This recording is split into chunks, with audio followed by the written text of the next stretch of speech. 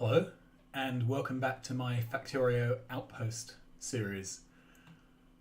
I had a bit of a play around last night after making the video and then lost that save because I pressed the wrong buttons and realised pretty much that my problem at the moment is moving things around. So the best way to move things long distances obviously is with rail.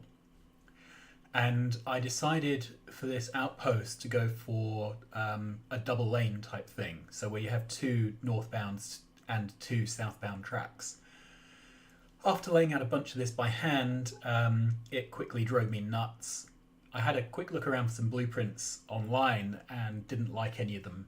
It's the classic thing of everybody else has done it absolutely perfectly except not how I wanted.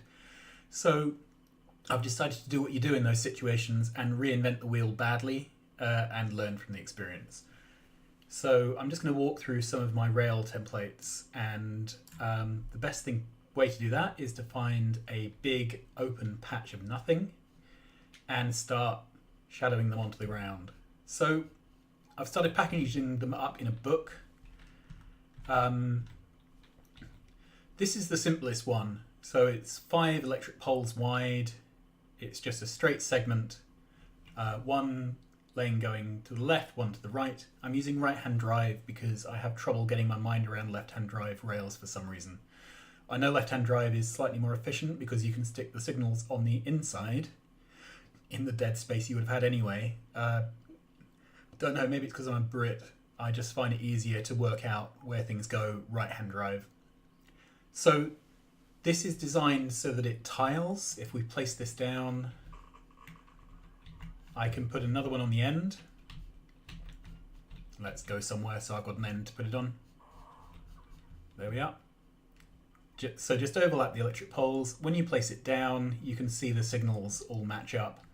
The signals are slightly offset. Those of you who have serious OCD issues may get upset with this. This is because if I rotate this around and put it down again, the signals match up. I had trouble with some Rails tile sets where, depending upon which rotation you used, things did or did not match up. So I made sure that this one, it was going to tile whether it was the right way around or the wrong way around, because there is no wrong way around. Okay, so that's the straight segment that just goes north or south. In this case, east or west, obviously. So if we bring up the book again, there's actually a whole load of other segments in here. So get back to that one. Let's start with something straightforward. Okay, so this is a straight rail segment. It's got 2 rails in one direction, 2 in the other, and a signal on the end. Build that out so you can see it because the ghost isn't that clear. Okay, so we've got our signals on the end here and on here, and I found it's quite important to put your signals on the entrance to your tiling segments. The signals often depend upon what comes after them. So there were various cases where you needed to ensure that there was, for example, a chain signal going into something. You didn't care what the signal was coming out as long as there was a signal. So I've designed this rail set so that there are signals going into each design, and then I've left the signal going out blank. Okay, so that's your straight rail segment.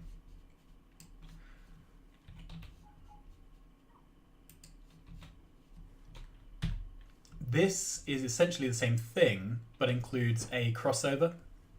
And the crossing allows trains on the outer or inner line to swap over. So if one of the lines is congested, or if you need to move to the outside one to get off for a station or something, you can do that. To be honest, this is a straightforward thing to tile with, so you may want to tile with this rather than the straight without swap. But it works fine, and again, it's rotationally symmetric. So although the crossings are offset by a tile or two, if you scoot them around, they're in the same place.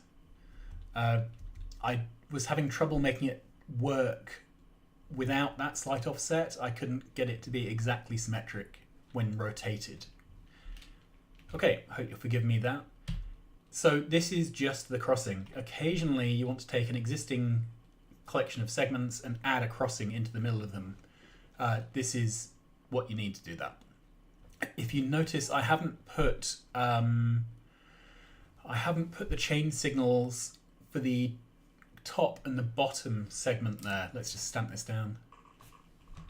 Okay, I've not put the chain signal there and there on this design.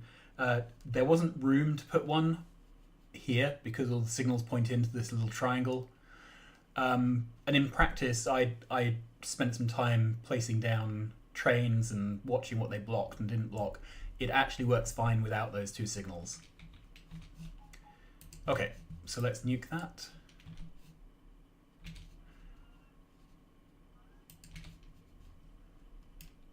There you are, close up of that. So it's sometimes useful to be able to do half rails. This is your half rail with a cross, half rail without cross. I find these are particularly useful when you're building the loops that go around the other side of a station, for example. So this has, remember it's right-hand drive, so the train is coming in on the right hand of the screen here. So this takes a single line of track and splits it into a double line. This does the opposite. It takes let's rotate it around so it's the same way, takes two incoming and splits it into one line. And obviously there is a corresponding thing where you put those two together so that you're taking a full 4-lane highway and you're merging it into a 2-lane. Okay, and obviously because the whole thing is rotationally symmetrical, you can do it either way around and it will all join up. Okay, so what else do we have? So this is the mother of all crossings. It was a pain to make, but it appears to work. Possibly there are some corner cases which I haven't thought of where things get garbled up, but I've not found one yet. So we have our chain signals coming in, right-hand drive, remember. So there's a chain signal coming in, then everything in the middle is chain signaled, and then you would be stamping down your neighboring tile on these 4 rail ends, and they will be providing the next signal on. So full crossings are quite rare. Here's a T, and the T is designed so that you can drop it over the top of the 4 rail crossing. And in fact, you can drop either of these on the straight or the crossing. You can drop either of these over the straight rail design from earlier. And this is a corner. So the corner again is taken from the full crossing or from the T and slimmed down. And that's why the electric poles actually go in a slightly funny route. I did consider redesigning this so that it used 4 poles instead of 3 and placed them in the middle. I haven't yet found a case where that really mattered. And by doing it this way, if you ever decided to upgrade this to a T-junction or a cross, all the wiring is in the right place. Okay, so I think let's just scoot through all of these options.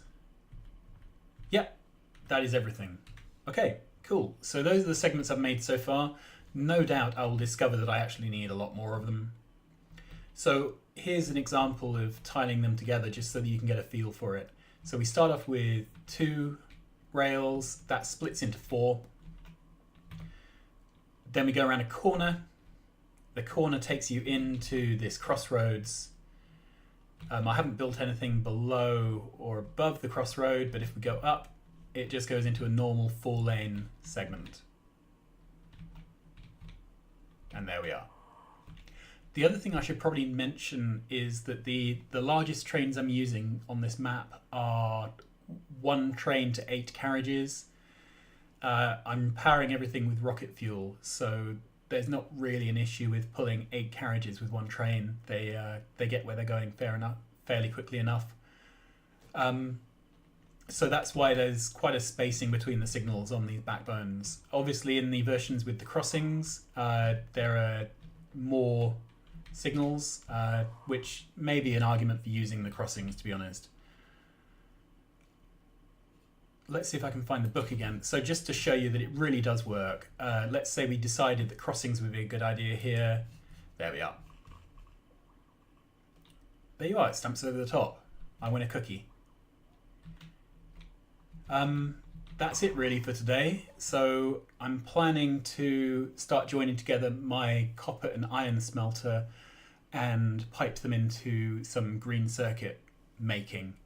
That's the next thing on my list. I'm probably going to export this blueprint book somewhere, and then maybe once I'm happy with it and it is free of some of the obvious mistakes, which are probably obvious to you, I'll put it on Factorio prints.